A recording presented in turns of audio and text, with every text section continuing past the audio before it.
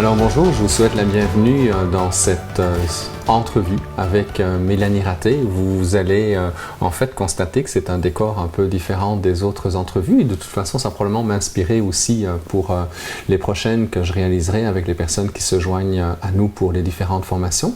Mais le décor que j'avais choisi de prendre aussi avec toi aujourd'hui Mélanie, c'est le décor que nous utilisons pour un tout nouveau projet que nous mettons en place depuis le mois de septembre, qui vise en fait à outiller les adultes, que ce soit des parents ou des enseignants et des éducatrices, à travailler avec les émotions des jeunes enfants, parce que parfois, puis on aura l'occasion d'en reparler probablement plus tard dans l'entrevue, je constate que bien souvent les adultes sont pleins de bonnes intentions, mais ne comprennent pas toujours en fait le sens des comportements des enfants, ni pourquoi ils réagissent d'une manière ou d'une autre. Et ça crée beaucoup de souffrance en fait, ou au moins de détresse chez l'adulte, et en l'occurrence, ça rebondit, ça rejaillit sur l'enfant. Ce qui fait en sorte que ça ne fait pas des enfants qui sont, très sécures dans leurs émotions.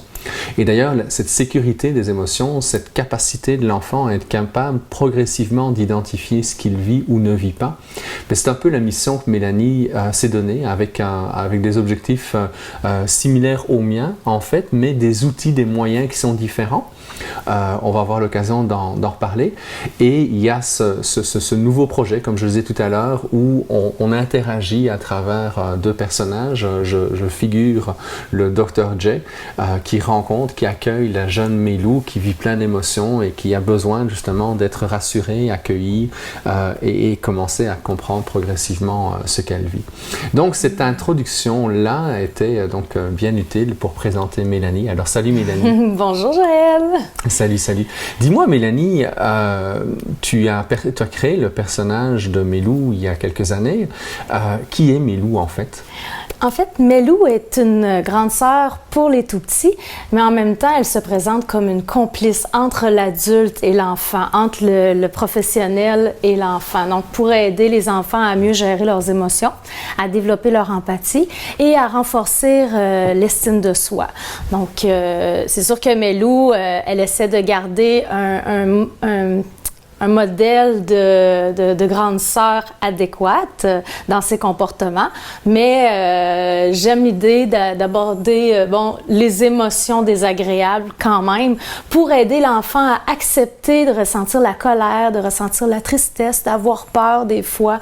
Puis à travers le personnage de Mélou, l'enfant peut s'identifier puis s'aider à mieux accueillir, se sentir compris aussi. Des fois, Mélou a fait la baboune. puis aussi, à travers les émotions, j'écris des chansons. Donc, à travers les chansons, c'est plus facile pour l'enfant d'exprimer sa colère, d'exprimer sa baboune, de faire des oups. C'est très rigolo. En plus, on peut en faire un jeu. Puis, à travers les chansons, Mélou a aussi décidé de faire le tour du Québec pour aller rencontrer les enfants avec un spectacle sous forme de comédie musicale. Puis, mais c'est interactif. On a intégré les 4 types d'apprenants pour améliorer la capacité d'attention de chaque enfant. Puis ça répond très, très bien. Puis ça fait du bien à tout le monde. Autant à Mélou qu'aux enfants puis aux adultes. Je ne sais pas si vous avez eu l'occasion de regarder la lettre que j'avais écrite à mon fils, qui est encore disponible en fait sur le site joelmonzé.com. Mais mon garçon, quand il était en première année primaire, il a vécu une année très très pénible. Et le matin, en boucle, quand je le conduisais en fait pour qu'il aille à l'école, on avait une vingtaine de minutes de déplacement en auto. Et à ce moment-là, tu avais un disque avec 3 chansons. Le premier spectacle, oui, il y avait la chanson de la joie, de la colère, de la tristesse, oui. Et donc, mon garçon, ce sont des chansons qui durent 2-3 minutes grand maximum. Et mon fils écoutait ou demandait que je remette les chansons en boucle et en boucle, surtout la colère et la tristesse. Et donc, en fait, à un moment donné, je demande à mon garçon, tu sais, est-ce que tu es en colère avec ce que tu vis à l'école? Et il est en arrière de moi dans l'auto. Il me dit non papa, je suis pas en colère, je suis triste. Autrement dit, moi j'étais en colère, ça c'est certain, parce que je trouvais inacceptable ce qu'il vivait et encore plus l'inacceptabilité d'adultes qui étaient conscients de ce qui se passait et qui n'intervenaient pas. mais dans un certain sens, c'était mes émotions à moi. C'est ça. Et mon fils, lui, était beaucoup plus dans une situation de peine, de tristesse, de regret, d'incompréhension par rapport au monde dans lequel il était plongé. Et lui qui au départ était très curieux, il aimait apprendre, il était très enjoué à l'idée d'apprendre, il s'était complètement fané à cette époque-là. Et c'est vraiment tes chansons qui avaient permis en fait de pouvoir identifier ce que lui ressentait. Et c'est certain que quand on parle de tristesse, c'est inconfortable pour un enfant, surtout quand ça dure pendant plusieurs semaines, plusieurs mois. Et souvent, il va y avoir une réaction de colère éventuellement pour sortir de ça.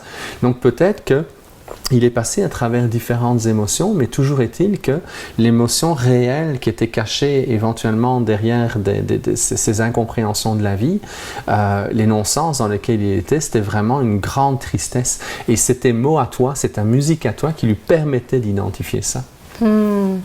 Mais c'est des mots qu'on utilise pour aider l'enfant à s'exprimer, mais à la base, l'enfant en bas âge, c'est pas quand on dit dis-le avec des mots, l'enfant peut pas dire ah oui ben ok voici comment je me sens là dans le fond là, c'est parce que il est arrivé telle affaire, il comprend pas. Donc c'est sûr que on propose, c'est sûr qu'avec les chansons, j'ai proposé, selon moi, mon interprétation de ma propre tristesse. Je suis allée chercher la petite fille à l'intérieur de moi, puis j'ai supposé ma tristesse dans le cœur d'un autre enfant. Puis à ce moment-là, ben, je suis vraiment touchée que ça ait pu fonctionner, puis aussi de ne pas en faire...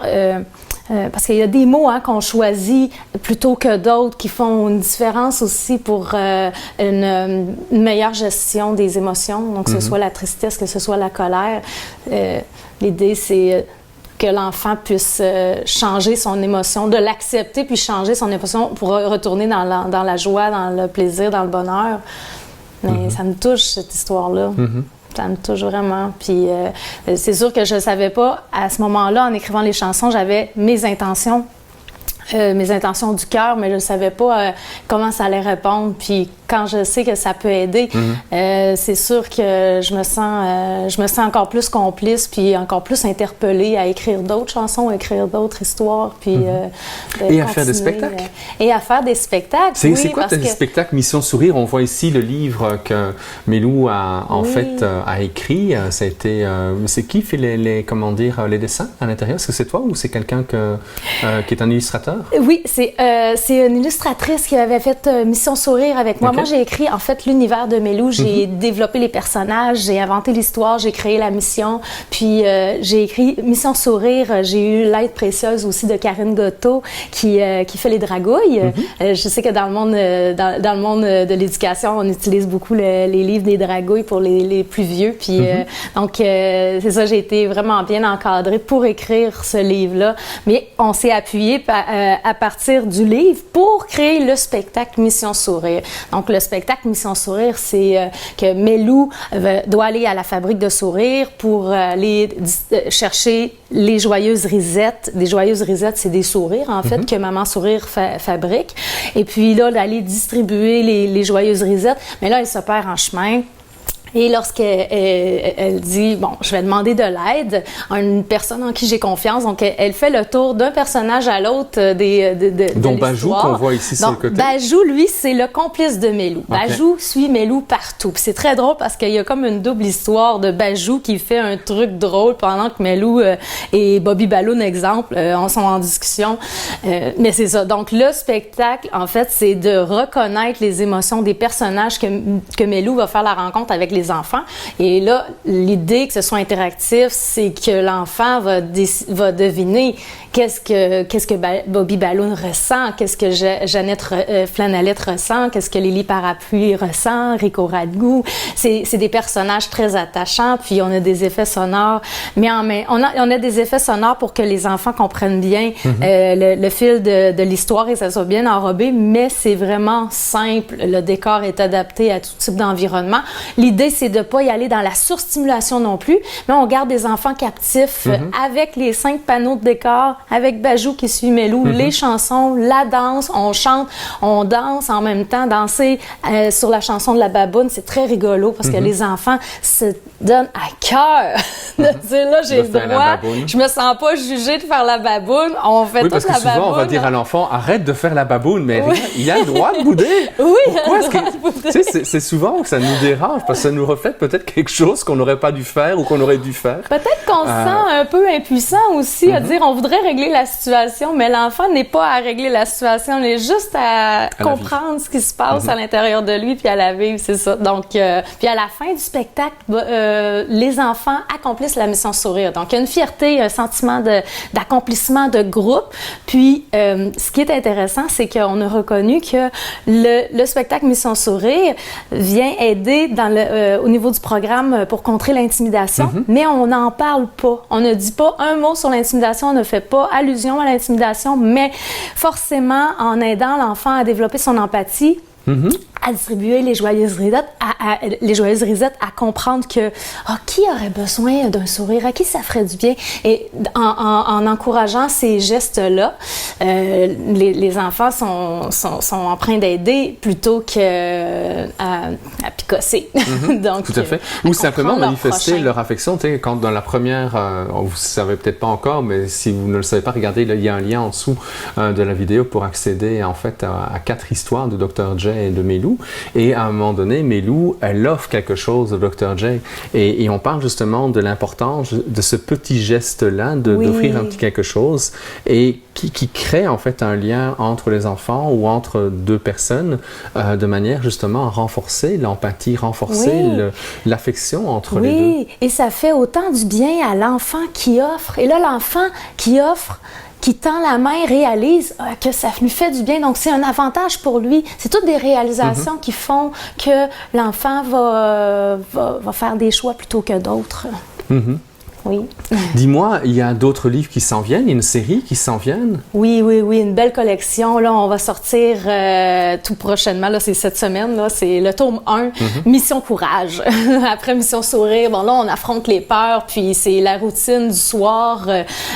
Donc, Melou a invité Lily Parapluie. Donc, on revoit les personnages de Mission Sourire, mais en même temps, on découvre d'autres personnages. J'aime ça aussi que Melou puisse rencontrer le monde, puisse baigner dans différents environnements pour que l'enfant puisse se sentir interpellé selon l'environnement. Les nécessités, les besoins. Oui, c'est ça. Puis donc là, Mission Courage, c'est d'aller explorer dans le noir avec la lampe de poche ce qui se trouve sous le lit, ce qui se trouve dans le garde-robe, ce qui se trouve dans les tiroirs avant la routine du dodo pour apprivoiser en fait toutes les peurs imaginaires qui puissent apparaître lorsque le noir est quand il fait nuit. Donc c'est amusant, c'est rigolo. Puis on donne aussi un outil à la fin qui est appuyé. Là, on utilise les dessins pour dessiner son propre monstre, lui donner un sens rigolo, puis même lui donner un nom drôle. Donc c'est amusant. Puis en même temps, ça va être aidant au niveau de peur. J'avais pas exploré tant la peur en soi. Donc là, on va pousser un peu plus loin. Puis les tomes suivants aussi, il va y avoir la tristesse, la joie aussi, la joie débordante. On parle pas souvent de la joie parce qu'elle semble déranger personne, mais des fois, ça peut être aussi dérangeant. Puis là, mais en fait, ça peut conduire l'enfant, et on va le voir. Ça peut être une journée comme Noël, par exemple, une activité qu'on fait dans un centre de la petite enfance ou dans une école primaire, maternelle, c'est que les enfants sont surexcités. C'est souvent dans des moments pareils qu'ils vont faire des gaffes, ou ils vont être capables de pouvoir gérer la situation jusqu'à ce qu'ils reviennent à la maison, et à la maison, ça va exploser d'une manière ou d'une autre, puisque quand il y a trop d'émotions, qu'on le veuille ou qu'on ne le veuille pas, ça va stimuler également le détecteur de danger, et le détecteur de danger, il déclenche les mécanismes de défense. Donc, c'est peut-être un peu moins rapide que si l'enfant, on lui enlève un objet ou qu'on lui dit non à quelque chose qu'il voudrait faire, mais c'est vrai que la joie, quand elle est mal contenue, quand elle est mal intégrée dans le corps, que l'enfant n'a pas enraciné sa joie à l'intérieur de lui, et puis c'est normal pour un enfant, il a besoin de nous, ça risque d'amener des débordements.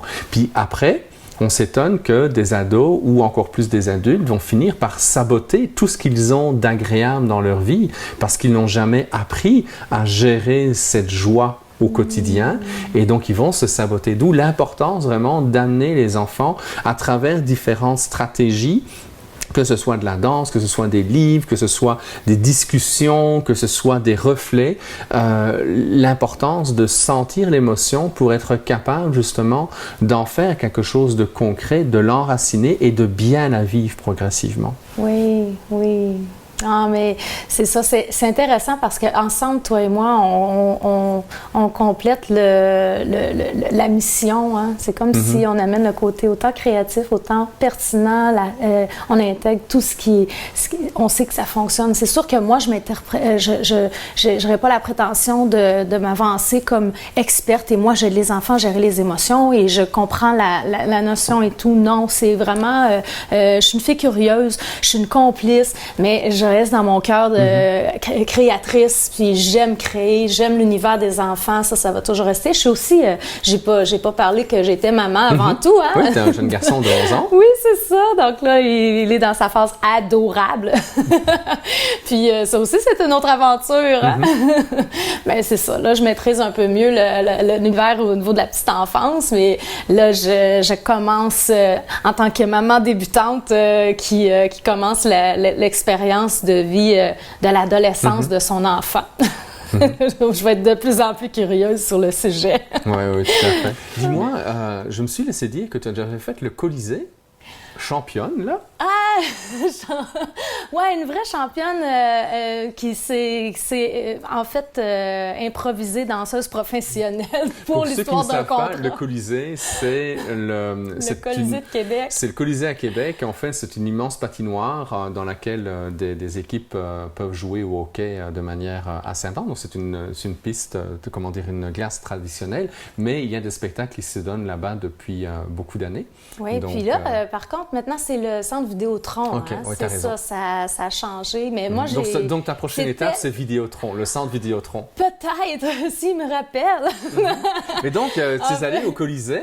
Que valait cet honneur? Bien, en fait, c'est ma passion de danse. J'aime beaucoup la danse. Puis, à l'époque, j'avais une entreprise qui offrait des cours de Zumba aux quatre coins de la ville de Québec. Puis, je désirais faire un partenariat avec une école de danse de salsa sans frontières. Puis, en fait, la propriétaire pendant la discussion, elle me dit « Mais tu devrais venir passer les auditions pour le tatou militaire. C'est un gros festival international. » Puis là, moi, je dis « Écoute, moi, j'aime ça, danser en groupe, en gang et tout, mais la danse sociale, je sais juste pas comment ça fonctionne. » Puis finalement, elle me dit « Essaie de faire viens voir. Je t'ai vu danser, je sais que tu vas être capable. » Là, je fais comme...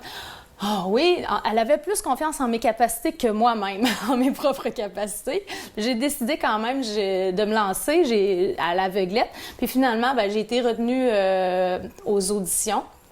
Et je me suis retrouvée à pratiquer avec des danseurs professionnels. Et là, pour finalement faire 3 représentations d'un gros spectacle, c'était une grosse production. Puis moi, c'est là où je me suis dit... Autant que j'aime être seule, je suis bien dans mes trucs, j'aime être entourée, mais j'ai mon côté très dans ma bulle aussi. Puis, mais autant que sur le moment de vivre cette expérience-là en tant que danseur professionnel, bon, tu sais, on n'est pas ce que l'on fait, là, on vit l'expérience de, mais là, j'avais le titre de. Puis, je m'étais tellement sentie bien. Je m'étais tellement sentie bien et déposée, justement. Quand on parle d'être enracinée, j'avais vécu l'expérience comme enfin, le monde est à mes pieds, tout le monde me regarde. C'était vraiment plus l'énergie de tout le monde. C'est comme si on était tous ensemble, connectés. Puis moi, ça me permettait de m'exprimer enfin. Parce qu'il faut dire que j'ai vaincu une timidité intensité 12. Je peux imaginer. Oui, vraiment. Donc là, déjà, j'étais plus timide qu'aujourd'hui, mais j'avais fait le pas et je peux vous assurer que de passer à l'action, c'est souvent, selon les choix qu'on prend, mais c'est souvent une des meilleures choses qui nous permet de sortir de notre timidité, de nos peurs, puis de réaliser que finalement, on est tous des êtres humains, puis on fait tous de notre mieux, mais on a tous les capacités. Je veux dire, on a chacun nos limites, chacun nos points forts, nos fragilités, mais on est capable de vivre la vie d'être humain, puis on est capable d'aller vers ses rêves, puis de se réaliser à travers ça. Puis pour moi, c'était quand même un moment fort parce que ça a amené un ancrage à l'intérieur de mon être. Ça me dit, mets-toi pas de limites. Oui, des limites temporaires. Aujourd'hui, ici et maintenant, ce n'est pas dans mes capacités, mais on sait jamais. Puis on laisse l'ouverture à ce que ça puisse arriver. J'ai peut-être un rêve trop grand pour aujourd'hui selon mes outils présents, mais comment développer des outils pour le réaliser? Comment développer les outils? Comment justement atteindre? Parce qu'il y a personne qui s'est levé un matin puis il s'est dit, moi je vais être Albert Einstein, moi je vais être Steve Jobs, moi je vais être... peu importe, c'est arrivé c'est ça, c'est un chemin. C'est intéressant le chemin autant que le résultat. Tout à fait. Autant que le résultat. Les pratiques que j'ai vécues avec les danseurs, bien, ça a été aussi enrichissant, sinon plus, que l'événement qui a été un wow. Là, c'est sûr, c'est un boost d'énergie, mais après, il faut se reposer un peu. Bien, écoute, je te remercie beaucoup. Ben merci à toi, Joël. Merci pour cette belle aventure qu'on va vivre ensemble, là, puis qu'on vit déjà, parce que nous, on travaille en catimini depuis un bout déjà. Mais c'est vraiment, vraiment passionnant. Donc voilà, si vous avez envie d'en savoir un peu plus sur les différentes productions de Mélanie Meilou, vous allez avoir sur la plateforme cerveauetpsychologie.com une série de vidéos qui sont, en fait, ça s'appelle Dansons les émotions. Donc vous allez pouvoir vous inscrire, c'est gratuit. Allez sur le site et vous allez pouvoir y accéder très facilement. Il y a une seconde série de vidéos gratuites qui sont en fait les premières qu'on a créées, qu'on appelle Meilou et Dr. J, des émotions plein le capuchon, ou qu'on vient de lancer en fait hier justement. Et puis, il y a un programme qu'on est en train de mettre sur pied qui va permettre, en fait, pour ceux qui le souhaiteront, de pouvoir vraiment aller beaucoup plus loin dans le travail des émotions avec les enfants. Donc, je vous invite simplement à aller sur la page du programme pour pouvoir en savoir un peu plus. Et puis, on va se revoir probablement dans d'autres circonstances une autre fois. Je vous remercie beaucoup d'avoir été là. Merci beaucoup, Mélanie. Merci, Joël. Merci. Et nous, on se dit à bientôt. À bientôt. Au revoir.